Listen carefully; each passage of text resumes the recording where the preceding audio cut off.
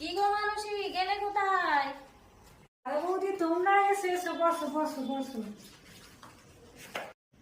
তা কই গো তোমার ছেলের বউকে একটু ডাকো দেখি, কেমন ছেলের বউ বানালে আমরা একটু দেখি দুজনে। হ্যাঁ হ্যাঁ ডাকছি। কই গো বৌমা, 2 কাপ চা নিয়ে এসো। এই নিন। বাবা, এই তোমার বৌমা? তা কি দেখে বানালে গো?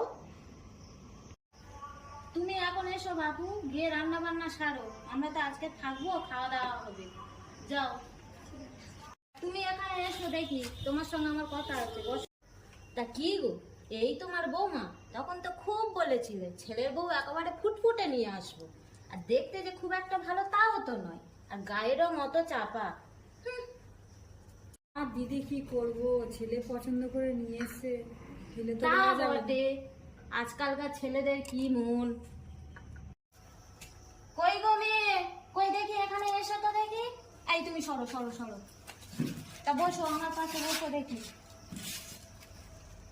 তা বাপু বলো, বাপের বাড়ি থেকে কি নিয়ে আসা হলো? কি আর নিয়ে আসবে, কিছুই তো নিয়ে আসেনি, বাপ তো ভ্যানচাল। একজন বাবা তার নিজের মূল্যবান সম্পদ তো তোমাদের মতো লোক মানুষের হাতে তুলে দিয়েছে। দামি মূল্যবান জিনিস? সেটা আবার কি? আর কোথায় সেটা যে তুমি জানো আমরা জানি না?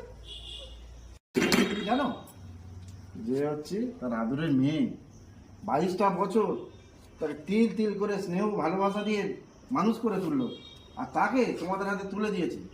এর থেকে বড় বোন তোমরা কি চাও? এই চলো তো।